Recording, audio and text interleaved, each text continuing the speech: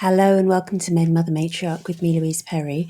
My guest today is Brook Urick. She's written a new book called Wink Wink Nudge Nudge about her experiences of working in the sugar baby industry, both as a sugar baby and also working in PR for Seeking Arrangements, which is a site promoting this kind of, it's prostitution, right? As we go into in detail, it's often represented as being something much more wholesome, much more sanitized, but actually it's just prostitution. And Brooke goes into great detail about exactly how these sites attract and manipulate often really young girls, why men are attracted to these kind of sites, the various kind of tricks that are used to get away with basically being a digital pimp, and the role of sex positive feminism in seducing some of these young women into thinking that this is a job like any other. Relevant to this conversation, I have a young adult edition of The Case Against the Sexual Revolution coming out. Part of the reason that Brooke has written this book and part of the reason that I wrote my book was to try and tell women younger than ourselves basically how much they have been lied to and how many falsehoods are spread in relation to understanding men and women and sexuality.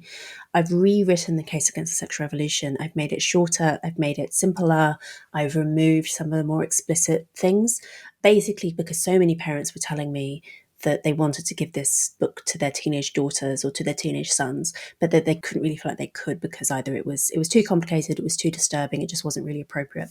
So the point of this book is that it's for girls and boys age kind of 14 to 16. It's available for pre-order. It's going to be published in March in the UK, in April in the US, but you can pre-order it now on Amazon or at any other bookshop. And yeah, it's intended to be gifted. So if there's anyone in your life who you think could benefit from reading this, that is exactly why I wrote the book. As ever, there's all the other stuff associated with the podcast. There's the extended version of my conversation with Brooke, which is louiseperry.substack.com. There's the bonus episodes. There's the Substack live casts I've started doing. So I've done one with Rob Henderson, and I've got upcoming ones booked in with Helen Roy and with Alex Kashuta, where I'll be responding to listeners' questions. You can watch and ask questions live if you're just a free subscriber. That's not paywalled at all. You can watch it back later if you're a paid subscriber on Substack. And also if you're a free or a paid subscriber, you can contribute to the Maiden Mother Matriarch chat, which is again at louiseperry.substack.com.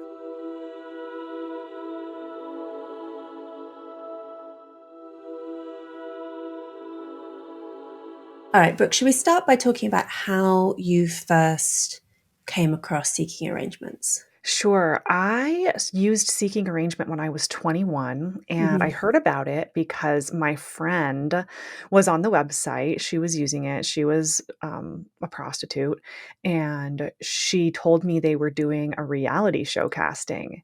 And me at 21, I was like, oh, yeah, we're going to be reality stars. So I signed up for this website and I was cast in the reality show, but it was not a reality show at all. It was basically just an interview, and it ended up being a complete farce. But I met the PR manager, who later introduced me to the marketing director and the CEO. And that's kind of like how I got my job there. But originally, I wasn't even going on the site to meet men. I was going on the site to be a reality star. And then I decided I might as well try and meet men if the reality show thing wasn't going to work out for me. You write really interestingly about this. So this is the stage in life where you've just left university, is that right? I was actually still in college at the end, or university, yeah, same difference. At the end of my college tenure is when I joined the site. So I actually still had a semester of college left when I started working for the company, but I hadn't picked my classes yet. And I thought that I was going on a trip around the world with a sugar daddy, and he ended up ghosting me. So I was a little bit down and out. I didn't have a job because I quit my job. He wanted me to quit my job, and I hadn't picked my college courses. So I didn't have a lot of options. And I remembered that I had a job offer at Seeking Arrangements. So I called them and took the job. And I still have never finished my college classes, but I got all my core requirements done. So I'm mostly done with college. One of the things you write about really interestingly is how the stage in your life where you first came across sugar babying in general and seeking arrangement specifically was when you were really, really burnt out about dating in general, and you developed this very kind of cynical attitude towards men, towards dating, and actually the transition from doing what was already somewhat transactional to doing something that was explicitly transactional didn't actually seem that big a deal to you, age 21. Yeah, I think that's one of the themes that happened to me and happens to a lot of people is it doesn't seem so far off to do the next more extreme thing when you're already sort of living that lifestyle. So, like you kind of mentioned, I was cheated on when I was young. My like first real relationship, I found out that he had another girlfriend basically the entire time.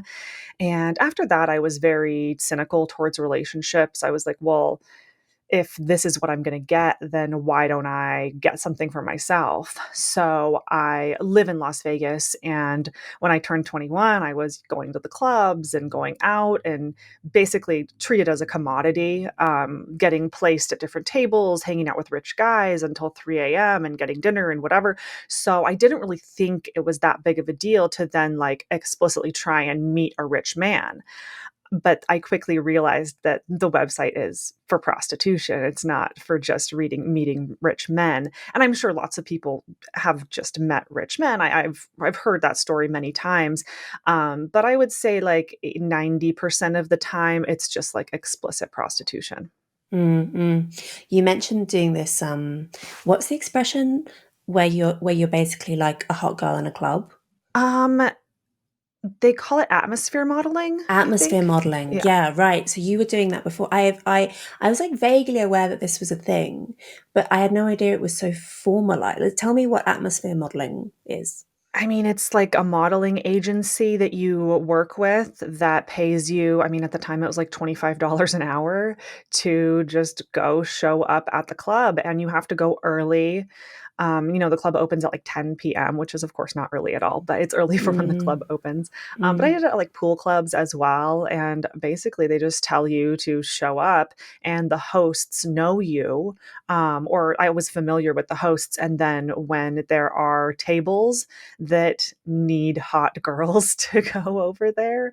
They walk you over to the table with the men who are spending lots of money that have, a $15,000 limit at Encore Beach Club or whatever it is, because the men don't want to spend lots of money if there's not girls around to watch them spend money. So I was kind of accustomed to that and I didn't think much of it, which mm, is why the transition to sugar work became like so natural to me. mm. Does atmosphere modeling kind of blend into prostitution, or is there more of a clear line with that one compared with seeking arrangements? The agencies stay out of it. So Mm-hmm. if I never arranged any prostitution relationships from atmosphere modeling. I'm sure girls did. I think I was so new, I wasn't really like aware of it too much at the time. But I did know lots of girls who would do what's called freestyling, which is where you just like go out to meet men to like be their prostitute basically. And, I mean, it was never, like, explicit with the agencies, but I'm sure that a lot of girls arranged that for themselves, or if they wanted to take it to the next step or go back to the room or whatever, then they would get rewarded in whatever way. I mean, that's just the classic story, right? That the platforms or the agencies or whatever it is, they don't frame what they're doing as prostitution or pimping. It's more like it's the wink wink nudge nudge that you take your title from, right? Where everyone kind of knows, but it's not explicit and it's in this grey legal area. Yeah, exactly. That is the area a lot of these websites operate in, or they have a facade that leads you to believe they operate in this area. But the reality is that they know exactly what's going on and they are facilitating and supporting it in a way that if you know what's happening and you can see it, it's very obvious and very transparent. But in a court of law, their defense might hold up. So it is a very interesting legal gray area.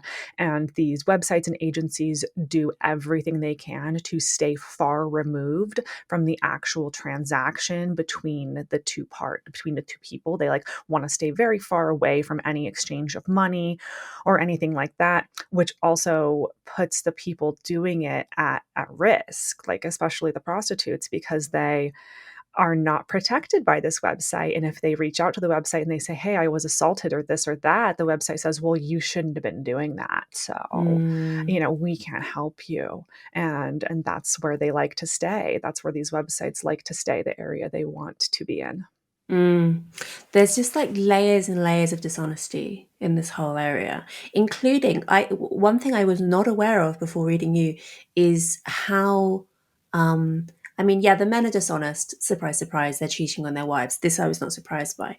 I was surprised, however, by how frequent it is for men to try and scam the women. And indeed, you got scammed, right, early on. I think not through a seeking arrangements guy, but through some other guy in a similar kind of setup.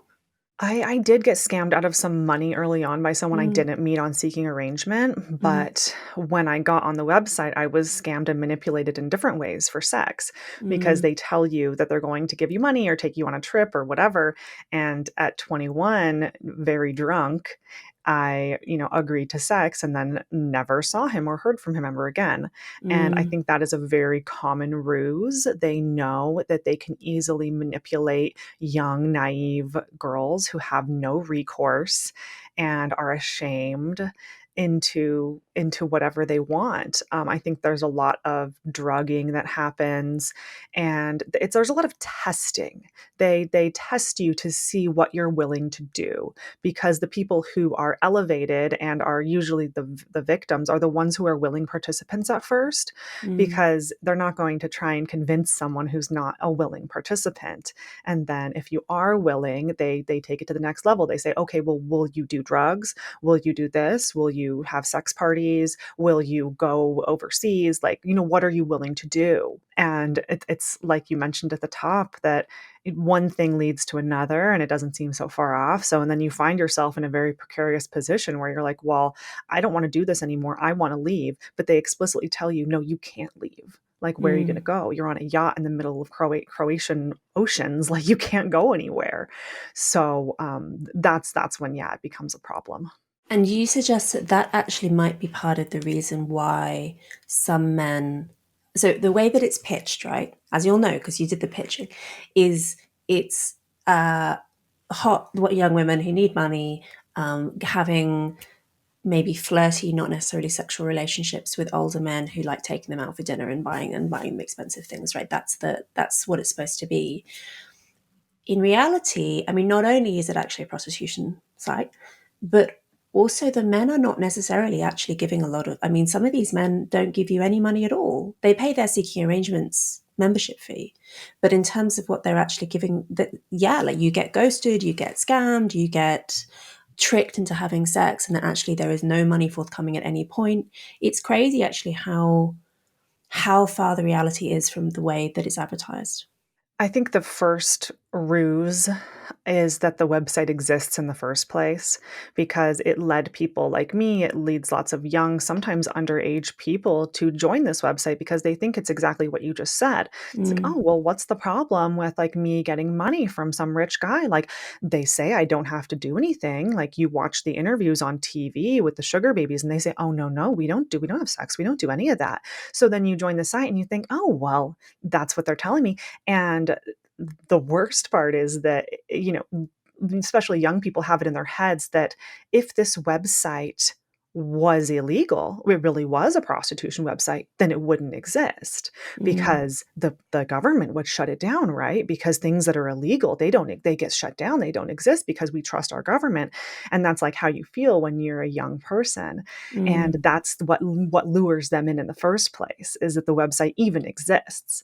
And they quickly realize, with their inbox flooded with messages like 500 no condom, that, oh, it really is not what I thought it was, and it's more prostitution than I ever imagined. And really, the only way I'm going to reap any real rewards and get any money is if I agree to that. And also, like you said, most of the men are not rich. I mean, like, Mm, just by the law of supply and demand, like, there are not enough rich men to go around, mm, and the expendable income, like, of these men does not exist.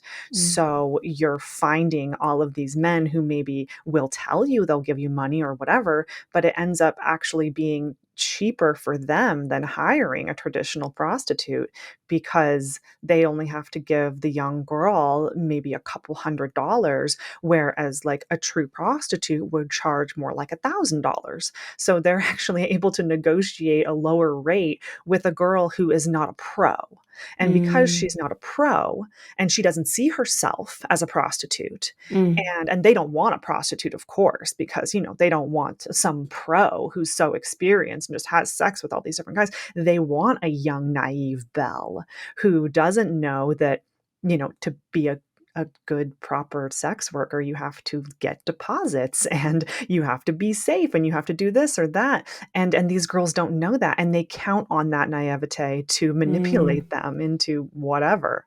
Mm, mm. And this is precisely the attraction of the site for the men. I had kind of assumed, maybe naively myself, that the reason that men preferred this style of prostitution to the more explicit style is because they were kind of kidding themselves and they felt kind of ashamed, and this was a way, you know. But actually, your account suggests that actually it's the manipulation and the dishonesty that's attractive. It's actually that you can find these, say, 18-year-old girls who don't know what they're in for, and actually pushing their boundaries and getting them to have sex with you when that wasn't what they were intending to do is the attraction. It's the chase. Yeah. Yeah, they want to woo these girls. And of course, if it is with a regular prostitute, everyone knows what they're getting into. It's very transactional.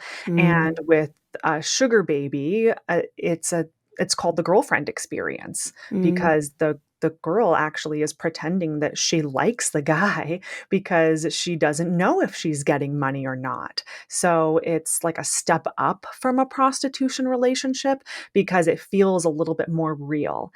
It's mm, kind of akin to like the porn industry versus OnlyFans. It's like, mm, well, the men kind of know it's not real, but it's a step up from watching porn because the girl's interacting with you. So they don't really mm, care if they're not talking to the girl. So it's kind of the same thing. It's like they don't really care if the girl actually likes them. But the fact that she pretends, like, that's good enough. And the mm, fact that she mm, is so naive and doesn't know, and it is sometimes, 18, like you said, or even underage, that's a forbidden fruit to them. So mhm, they like it even more. And the girls that are underage quickly learn that they need to lie about their age. And as long as everyone says they're 18, then it's copacetic and they can carry on.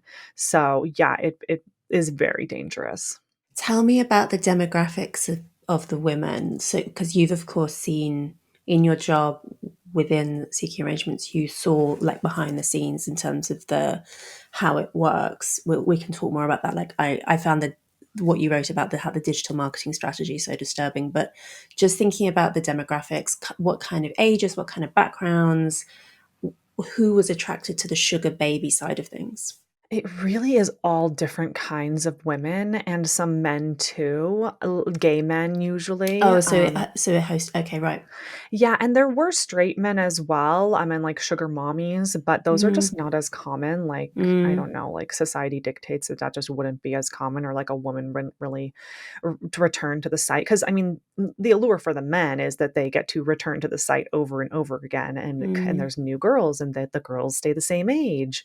But the types of women that are attracted to this site, or the types of girls in some cases, are usually destitute, in a position of financial need where they're either in college, they seeking directly targets college students, mm, but also like people looking for waitress jobs or looking to make quick money. Basically, people who are down and out, is kind mhm, of a really common through line. But I wouldn't say it's all that.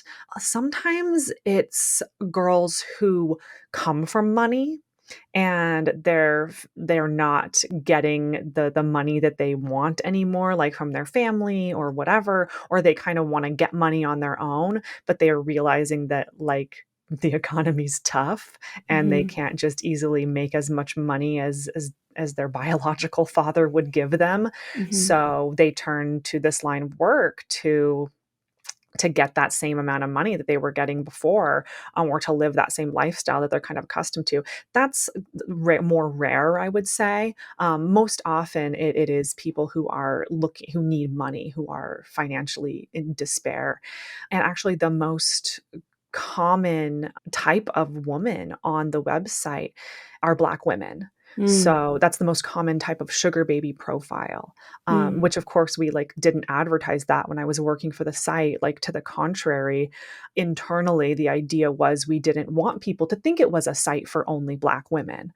So we kind of turned the marketing in other directions, but that the reality was that about like 45% of sugar baby profiles were Black women, which led them to be victimized at a higher rate, Mm. but also more subject to racism and abuse because there were so many of them.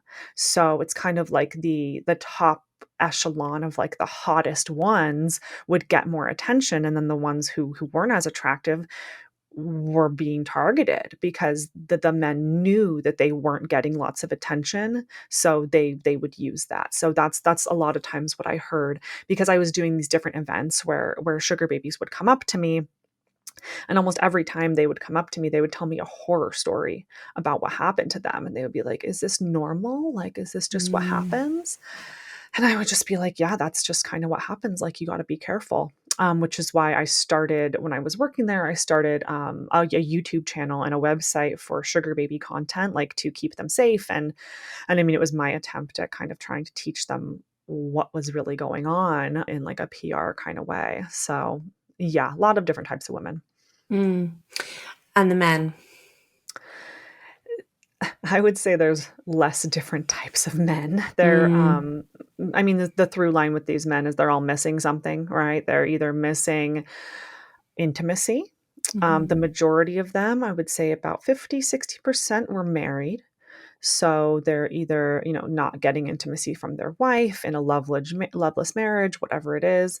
Most of them, lack emotional maturity. They don't want to be emotionally invested in a woman. They don't want to have the aspects of a traditional relationship that they find difficult. So they would prefer to pay for it. Or, the bad ones realize that they can pick up where Seeking's marketing leaves off and use it to their advantage and get these young girls who would never look at them twice to have sex with them. And then maybe they pay them, maybe they don't.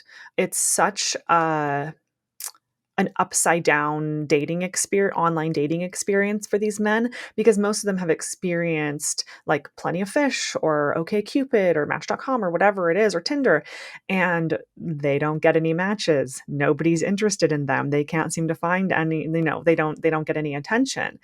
And then they go on Seeking Arrangement, and all of a sudden their inbox is flooded with all these girls who want to meet them, hot girls who want to meet them. But the hot girls think they have money, but they don't care. They don't care because all they want is the attention, all they want is the illusion, and they get Mm. it easily. Mm. Mm. Mm. Yeah. It's just layers upon layers of dishonesty. Speaking of which, the Sugar Baby Schools League table. What was that? What was the thinking behind that as a marketing strategy? When I started working there, the most successful press pitch was called Sugar Baby Schools internally. That's what we called it. And it was basically a ranking of the universities where sugar babies were attending.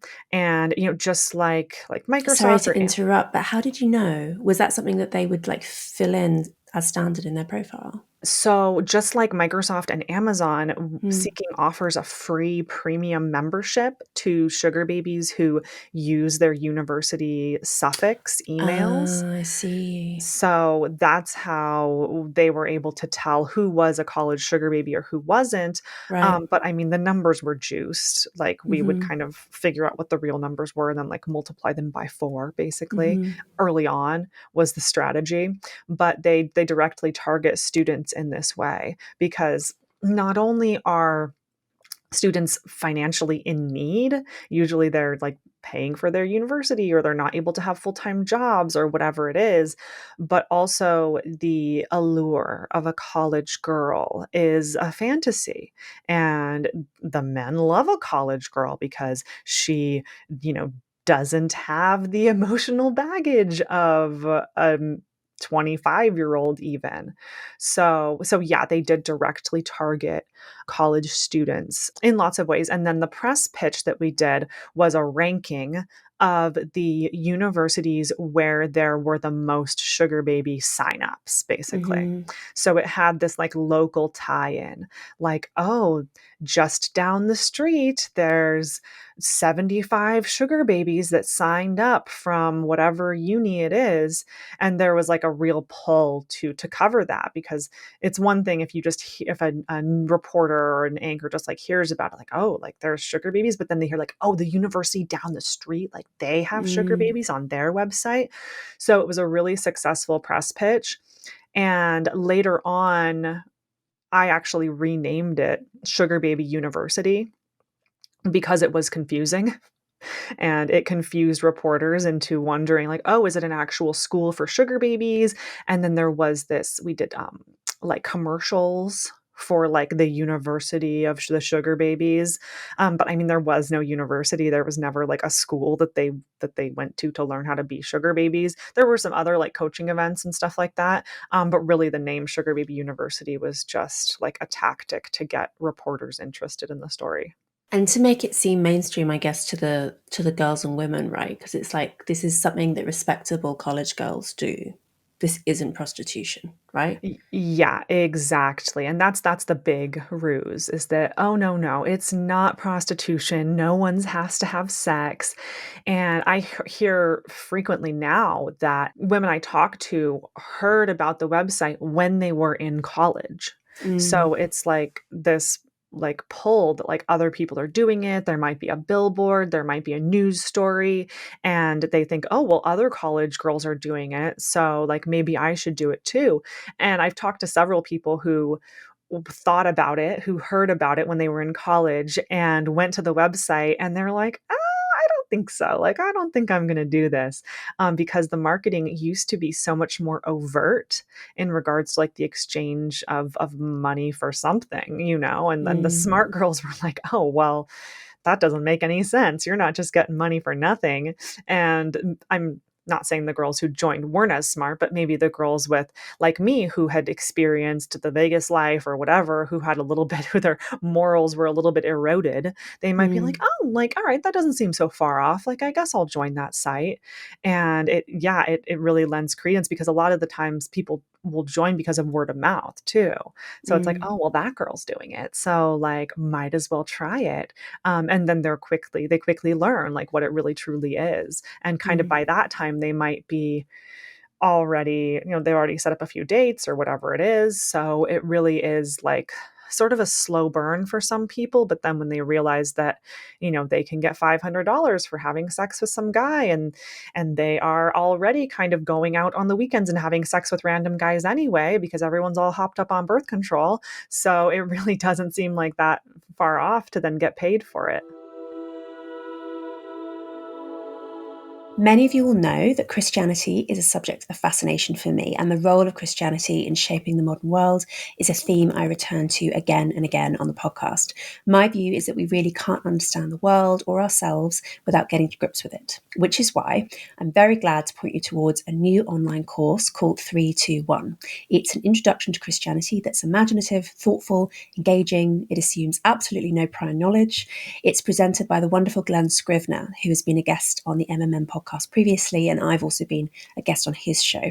Glenn presents 8 video-led sessions which are based around some beautiful animated stories that illustrate the Christian message. You can check it out for free at 321course.com/MMM. Just enter your email, choose a password, and you're in. There's no spam, there's no fees. Just visit 321course.com/MMM. And now onto the show. Yeah, and the whole way that the site's designed is it seems like it selects for naivety. Like, to avoid using the word stupid, right? Although I personally was incredibly stupid when I was that age. I Me don't, too. Yes, I was describing right? myself when I said when I said I was Indeed, stupid. indeed. Yeah. But like, we can use the word naivety, and which kind of therefore makes sense. Like, you write about some of the financial scams that some of the men use, like really basic stuff, like, oh, give me access to your banking details and I'll like help you deal with this check that bounced from me. Like that level of financial scam, which I mean, it basically normally only fools like the elderly, right?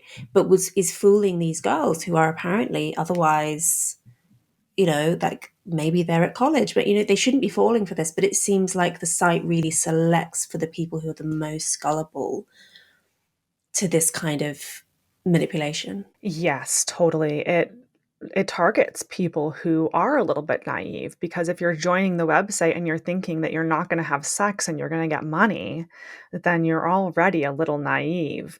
And Mm, the fact that a sugar baby or a would-be sugar baby is going to this website thinking that she is going to get money for nothing, they tease up the ball for these financial fraudsters, which would mm, happen all the time.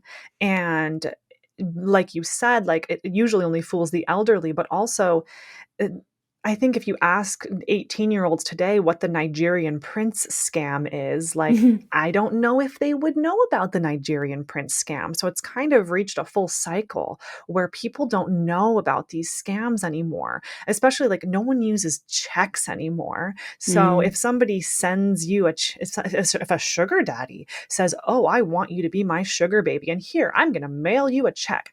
That might mm, be the first check that girl has ever gotten in her life. So she doesn't know how check fraud works. And it's mm, kind of like these old scams that they dig up out of the archives and they use it again on these girls. But like you said, it targets for naivete because they think that this guy is just going to send them all this money. And then mm, when he asks her to buy him iTunes gift cards or whatever it is, she's like, "Oh, well, that's a little bit weird, but like he sent me the check, so like I'll do it." And so, I mean, the site was rife with that sort of thing, and like catfishing scams. And I mean, while I was working there, the most wild one was the fake sugar daddy would say that he sent money to her banking account, right? She would give him her banking details and he would send her a screenshot and say, "Oh, look, I sent you the money." And she looks and she says, "Oh, no, the money's not there." And he says, "Oh, no, no, I sent it. Like, didn't you get a text message?" And he like does the text message scam where it mm, like looks like it's coming from your bank or whatever it is. She's like, "Oh, yeah, like it, but I don't, the money's not there." And he says, "Oh, well, give me your username and password and I'll check it for you. It's probably just a setting." And then she's like, "Okay." And so that's, and of course, how she would get scammed. But it's like, it is the most obvious scams that you would think only elderly people would get involved in that. But also, teenagers would also fall for that sort of thing. mm, And teenagers would also fall for the ruse that, "Oh, I'm going to take you to Aruba," and then they get sex from you and never go. And to add insult to injury, there are little badges on these profiles when I was working there that say new sugar baby user, college sugar baby user. So you can, as a sugar dad, you can search for new profiles. So you can search mm, for the girls who probably haven't been targeted yet. So it just makes running these scams so easy. And on top of that, the site encourages anonymity at every corner. And when I joined the site, I was like, "Oh, they're trying to protect me because they don't want me to like have my information out there." But as I grew more wise, I realized that they are using intentional anonymity to protect predators and fraudsters. Because what are they going to do? Kick someone off the site? They can just make another profile. So at a certain point, it doesn't even make sense to kick someone off anymore. and you talk about like, from behind the scenes as an employee going and looking at men's profiles, and they have dozens of complaints against them, or hundreds even, and just nothing happens. And the women and the girls, they don't know. This is all invisible to them. Yeah, the only way for an account, like a sugar baby or a sugar daddy account, to get reported is to have access to their profile. Mm, So it would work the same way for like an underage girl, and it would be very difficult for like a parent to even find her profile in the first place because the parent would have to make a sugar daddy account because the only way to report someone on their profile is to be able to see that profile, and the only way to see the profile is to be the opposite profile of like a sugar baby and then a sugar daddy type thing. So, yeah, it was honestly difficult. And if a sugar daddy, like, say, abused or whatever someone, he could block her and then she can't find his profile anymore. She would have to make a new profile and somehow search for him and find him to even be able to report him. So, if they did get through and were able to report this person, nothing would happen. So, mm, in some cases, and like, I think earlier on, they would get like a slap on the wrist, basically. So, if a woman was accused of solicitation, she was immediately kicked off the site. They would like take her email address and say, well, you can't join the site anymore. And they would immediately kick her off. mhm, But if a man was accused of paying for sex, they would email him and they would say, hey, no, no, no, don't you do that. Wink, wink, nudge, nudge. And it tells him and teaches him not to do it on the website. He's like, oh, I was a little bit too brazen with my asking for sex for money. So he gets a little wiser and he takes his dalliances off the website. So that's how they usually would get people, is they would get them in text messages. Basically, they would get them off the website or get them to email you or whatever, in order to avoid the potential slap on the wrist that the website would give you. And we called it the terms of use when we were working there. And basically, everyone had to agree to the terms of use. And if someone was breaking the terms of use, like, say, abusing or like sexually assaulting some girl, then they would have to agree to the terms of use again that say, oh, be nice, don't do this, don't do that. And basically, it's like a big signal that says, well, don't get caught, be a mm, little bit more mm, careful and choose a little bit more naive and ashamed marks that won't tell on you. And mm, at first, while I was working there, I think they did kick men off after a certain amount of reports. I think that was the case. But then as the website grew and it became more difficult to control the masses of people that were on the website, and it became more expensive to do that because you had to hire more and more customer support and moderation and all that. And the men who were the abusers could just make other profiles. So it became a horrible user experience for these abusive men because there's no there's no check for sex offenders or or like any criminals or anything like that. So literally anyone can join the site.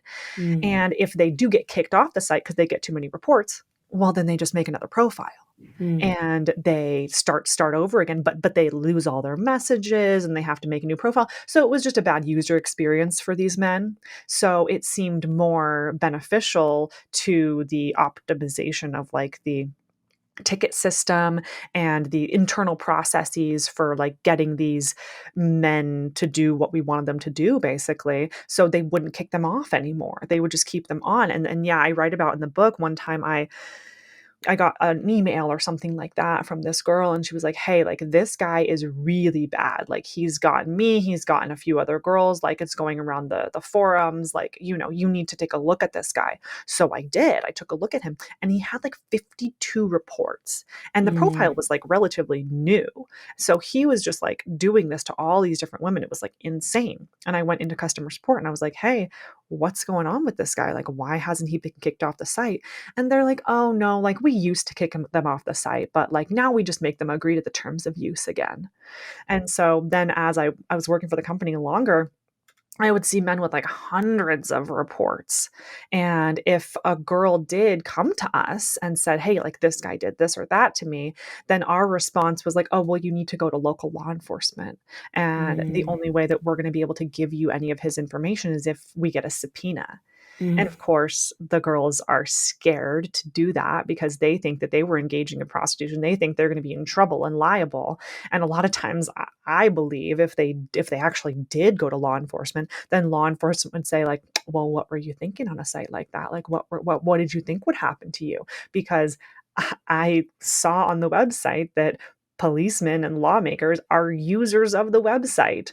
So it just is it's yeah, it's part of the culture is that they would want to keep these girls silent and want Mm. to keep them ashamed and give them no recourse in order to have a website where you can easily pay underage girls for sex. I did an interview recently with a guy called Eric Bruckner, who has designed an app called Choice, which is intended to be like a super super safe sex work platform. I don't really like the term sex work, but we'll stick with that. And they have, and he taught me through like all the stuff that they do. They have like face recognition. You have to show ID, like basically to try and stop some of the stuff you're talking about, where guys will just create a new profile every time and then they can evade detection. And everyone has to, they set it up so that the money doesn't change hands until like you've both checked in for your blah blah blah. It does sound really, it sounds really well designed, okay. But the point that I made to him was this whole industry seems to have a kind of an almost magical power to like confound all efforts to make it safe and wholesome. Like so many countries have tried various different legislative models. The goal has often been in, say, somewhere like Germany, to make it so that sex work just becomes another job like any other, and you can have a pension and you can have maternity leave and you can, you know, be completely respectable. And that's the goal. And it never works out like that. It always attracts trafficking. It always attracts like financial scams and all different kinds of criminality, and the most damaged women and the most like disgusting psychopathic men you can imagine. It always happens like that. And so I mean, this is the point that I made to him. Like, it does sound like you're trying to do a good thing, or, you know, relatively within this world, but do you not worry that it's going to get sucked down into that black hole, because it always does. And it seems like CK Arrangements was no exception to that. Yeah, I mean, I hadn't heard about that app, but it is this theory that wouldn't it be nice? Wouldn't it be great if sex work were just like any other work? And I mean, I don't really like the term sex work either, but I think it encompasses all of these like porn actresses and everything Yeah, and it's quite a good everyone. umbrella term.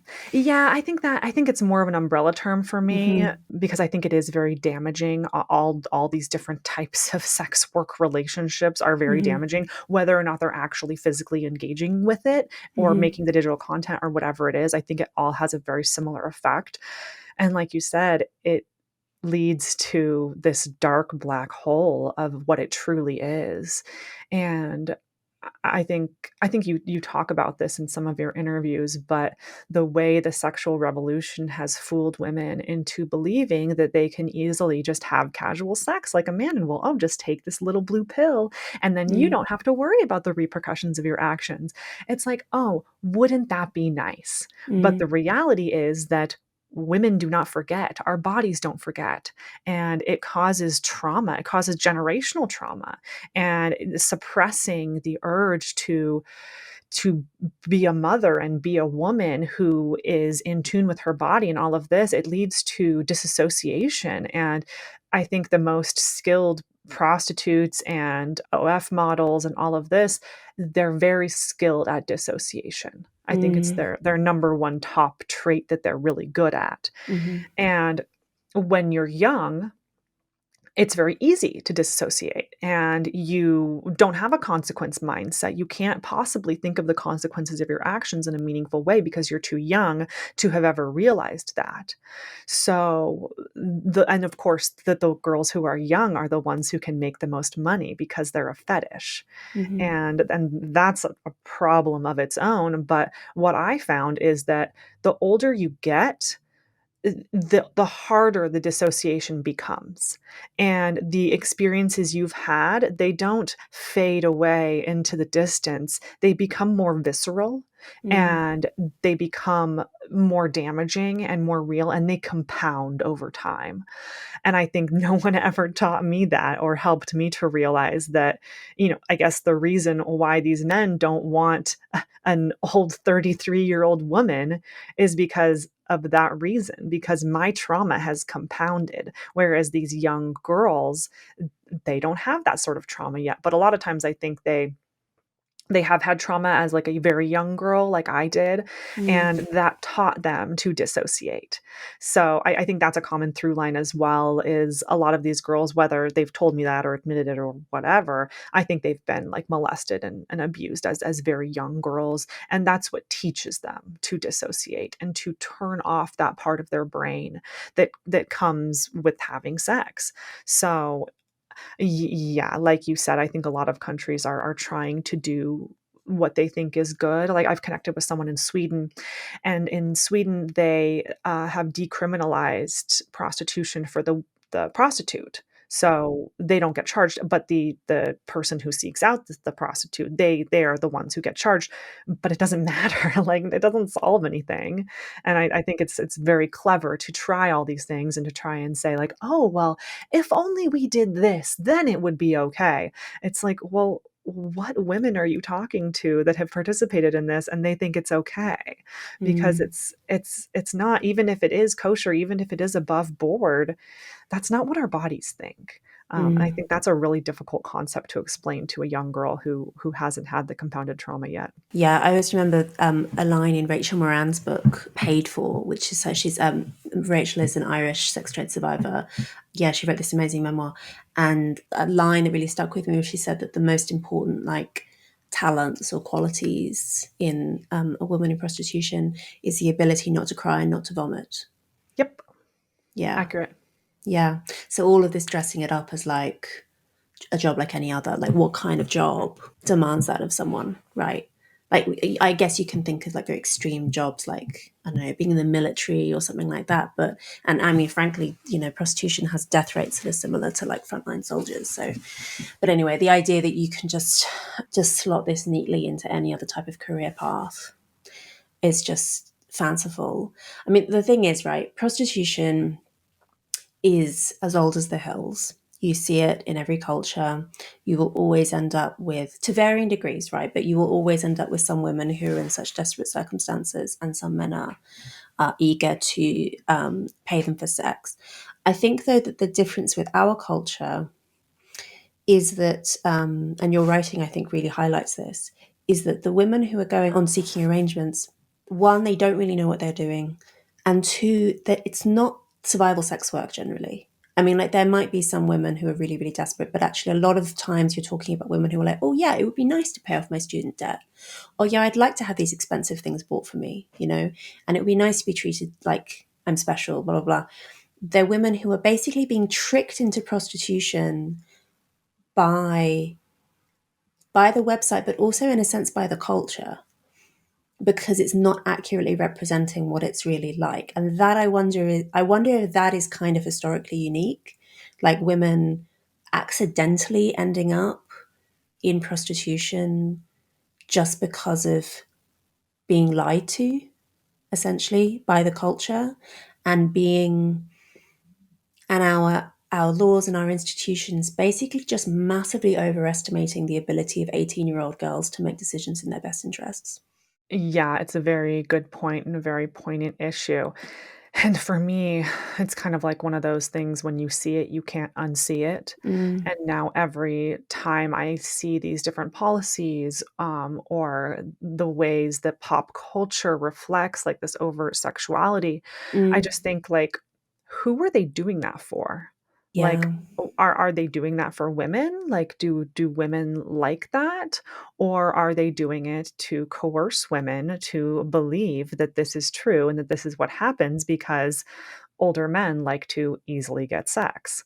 And Mm, and more, I think it's the latter. And mm, like you said, these like social media facades that trick people into believing that, oh, flying on a private jet and having a Chanel bag and doing all of this, that's attainable. Like, look at this girl, she's doing it and she's not a prostitute, right? It's like, mm, well, no, actually she is a prostitute. And mm, that's the majority of the way they're affording that sort of lifestyle is because yes, they are having sex for money. So, like you said, it is tricking people. And mm, that is one of the things I really wanted to highlight with my book is that if everyone is in the loop and everyone knows what they're getting into when we're calling a spade and we're saying like, yes, you are getting involved in prostitution, that might make it a little more okay for me. But the fact that they are roping these people in with the promise of this fanciful lifestyle that they don't really have to have sex to achieve, that's the problem. Because by the time they realize that they do have to have sex to achieve it, they're already so far down the rabbit hole. Like we said at the top, just incremental little this, little that, little this. And then by the time they're actually having the sex for money, it really doesn't seem so far off because of all the other things they've already done because of the ways mm, they've been tricked. So mm. yeah, for sure. I think people are being lied to in so many different ways.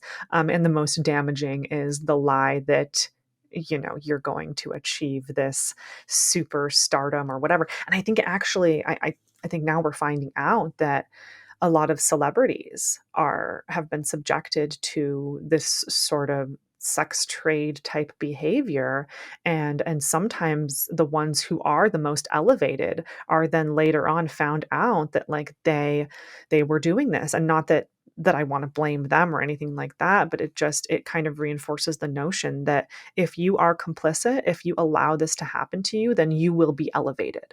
And not to blame the victims, obviously, like a lot of them were kids when these things happened to them, but it's just kind of a sordid reminder that if you are easily subjected to these things, then you will reap the rewards.